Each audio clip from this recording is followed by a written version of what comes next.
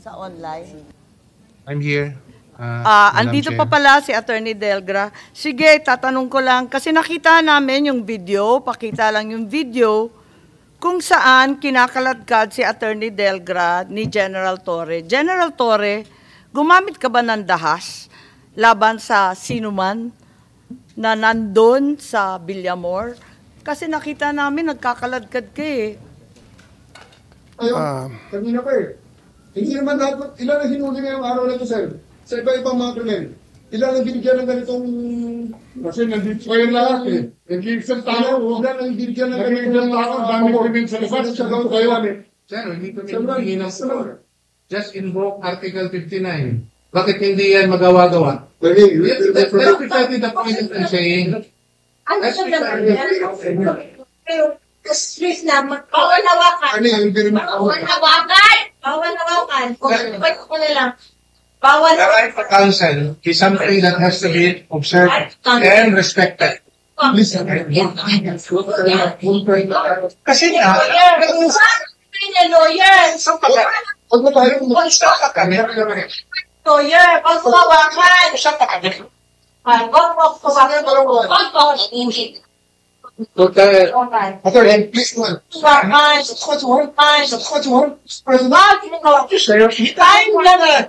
kayo mga General Torre, anong masasabi ninyo dito? Hindi ba yung pagtanggal ng upuan at pagkaladkad, paggagamit ng dahas?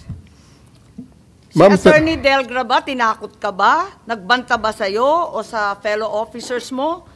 Physically, he was hindering you na naman from bringing PRRD to the plane. Bakit ninyo ginawa yan? Ma'am, thank you very much for again showing that video for us, for giving us a chance to clarify the context of that video.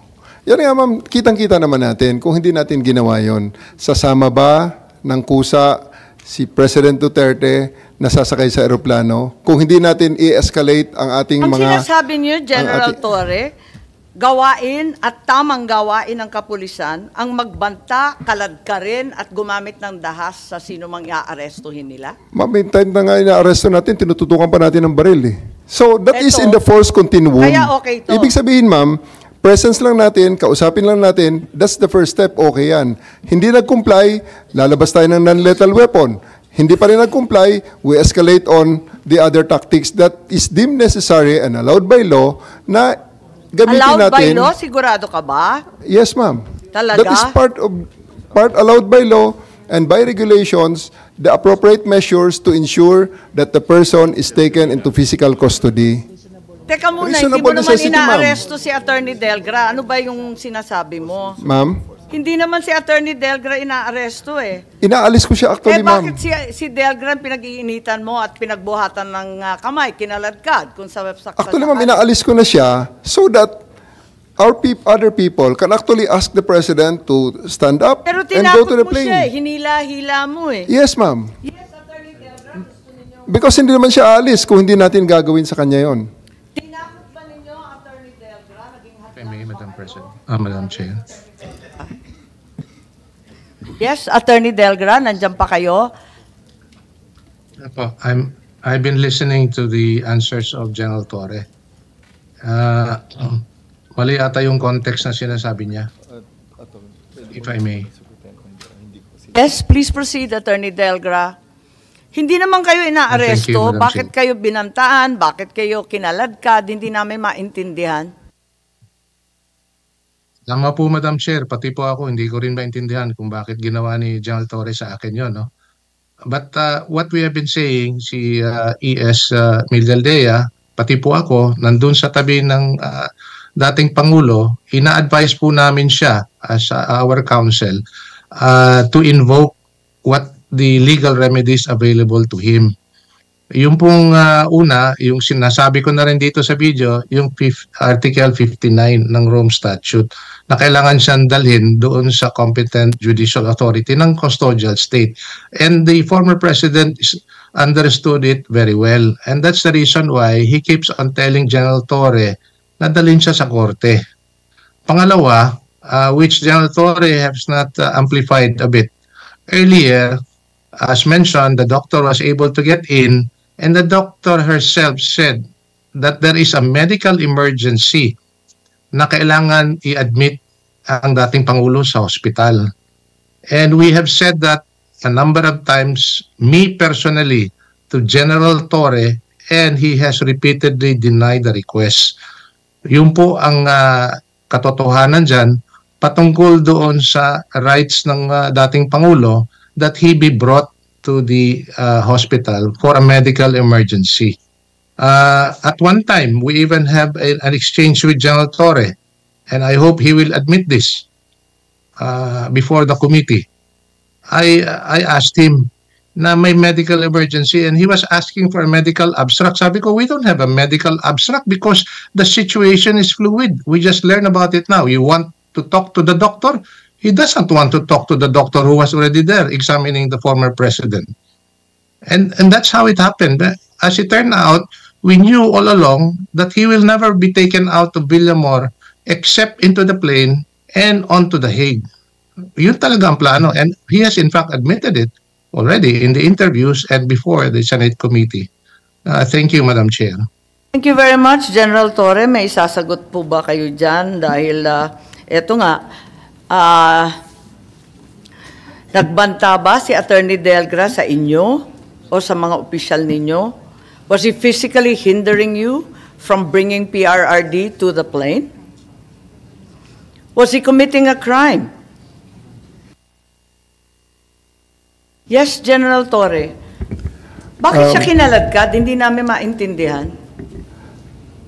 As Attorney Delgra has himself admitted, sinasabi niya may medical emergency, may mga opinion ng doctors niya, which is contrary to the opinion of our doctors. And I think we can put that to rest already na walang medical emergency because the President himself, before he landed on the plane, made a video, sent to her daughter, posted on the internet, saying that he's okay. So, I think talagang ngayon, nasubstantiate natin. Hindi ang pasyente nagsasabi noon, ang doktor po. Na personal choice, by the way. Nasubstantiate natin, ma'am, Army doctor. na wala nga talagang medical emergency. And Balik you have the tayo kay hindsight Attorney of Delgra. 2020 vision, 2020. Okay lang yung collateral damage, yung mga katabi ni Presidente Duterte. Okay lang na saktan, arestuhin, na walang kasalanan yung mga katabi at nandyan para lang sumuko si PRRD. Ma'am, I do believe that everything that I did during the time are all within the ambit of the law. Kung ngayon, kung may mga taong gusto magreklamo at ireklamo ako, I can answer them on the proper forum if they file the appropriate charges in court. Thank you, ma'am. Yes, Attorney Delgra, did you think you were going to be the next to be arrested?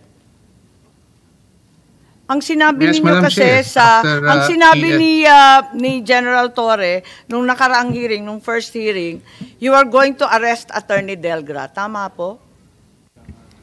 After I arrested A.S. Mijaldea, ma'am, when I came back to the room, I told him, you're the next. So he stepped out and then left PRRD and PRRD said, let's go. Tinakot mo na, bakit hindi mo inaresto si Attorney Delgra? He already stopped preventing me from doing my job. So umalis na siya. How was There's no he need for me. preventing you? Hindi namin makita sa video, Attorney Delgra. You stopped preventing him. What exactly were you doing that prevented him? Perhaps if I may recall, just a few minutes before that, Madam Chair, sinabi ni General Torre na inaresto niya na si E.S. Mijaldea at ako na yung susunod. Sa totoo lang, pagkatapos niya, and then eventually, 5 minutes thereafter, sumunod na si former President. And which is not true. Kasi pagkatapos nung umalis na si E.S. Mijaldea, nagbanta pa si General Torre na hihilain ko yan. I was still there beside the President. And actually, I did not left the side of the President. I was pulled out by one of the PNP personnel away from the President. And that's shortly thereafter, few seconds thereafter, they were able to secure the body of the former President. Andun na, maraming mga PNP na who surrounded the former President. And that was when I realized that they were able to secure the former President. And I realized then that he would now be brought to The Hague, as what General Torre has been telling us throughout the day that he will do it. So, obstruction of justice ang sinasabi ninyo tungkol kay Attorney Delgra at kay E.S. Medialdea, pero hindi na inaresto si Attorney Delgra. Tama po ba?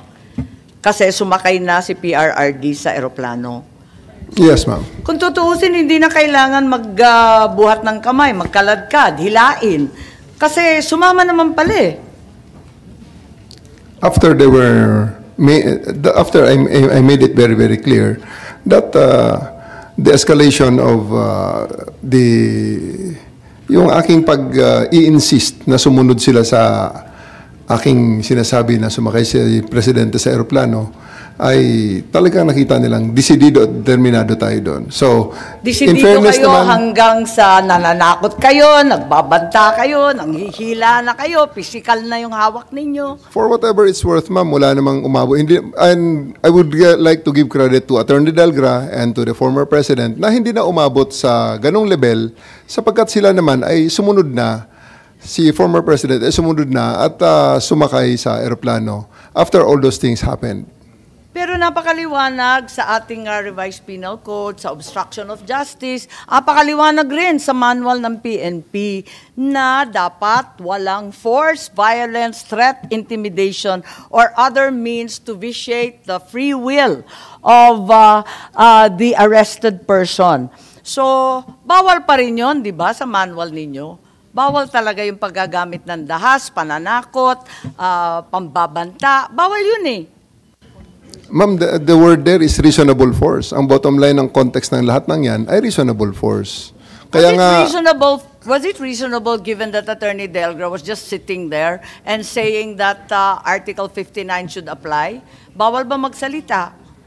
tapos na yung panahon na yun, ma'am, ng pagkipag-argumento. Sinabi ko rin sa kanila dyan, ma'am, kung hindi nila sinabi dyan sa... Sino nagbigay ng taning? Ba't nagmamadali? Sa mga video na... Palagay ko ang mga karapatan eh, walang taning. Ang sabi ko nga dyan, ma'am, is, again, I will reiterate it to this forum, hindi ito ang lugar para tayo makipag-argumento sa batas. Ito ay panahon na ini-implement namin ang warrant at dapat sumakay na si PRRD sa eroplano. Kung may reklamo kayo, asuntuhin nyo na lang kami. And again, I would like to reiterate that standpoint na I do believe personally that everything that I did was within the ambit of the law, and kung may magreklamo man, kung may mga tao mga nasaktan, they are always welcome to file the appropriate charges in the proper forum, and so that we can discuss about it. Sa anumang pamamaraan, basta maaresto mo. Parang ganun ang sinasabi. As long as there is reasonable force, we use reasonable force, and yun nga sinasabi namin kung andito si Senator Bato, alam yan, lecture yan ang force continuum. Yun ang basically force continuum is the one that mandates yung force continuum mo palapad ng palawak. Sabi ko, di ba sabi mo, ang mission mo, arestuhin lang ang dating Pangulo. Bakit pati si E.S. Medialdea, si Attorney Delgra, hindi naman bahagi ng mission mo yun? Di ba escalation na to ng mission? Lumawak na lang ng lumawak. Pati yung iba, dinamay-damay na wala namang kinalaman doon. Inaresto na, kinaladkad na, tinakot na. Tama ba yun? Nakita nyo naman, ma'am, si Attorney Delgra palang hinawakan ko, bigla lang pumasok na si Kitty. Lalo na siguro pag andyan sila at pinatayo na ang presidente at dahil na sa plane. Ako naman, General, sasabihin nyo sa akin, takot ka sa babae. Escalation of force lang, ma'am, ang tama lang namin. Tama kahit lang sa na babae? Yung appropriate force lang. Yung appropriate force lang. O, delikado hindi naman nga, si PRRD yan Hindi naman yan ang mission order mo. Mission order mo si PRRD, hindi lahat ng kalakip na kalapit niya.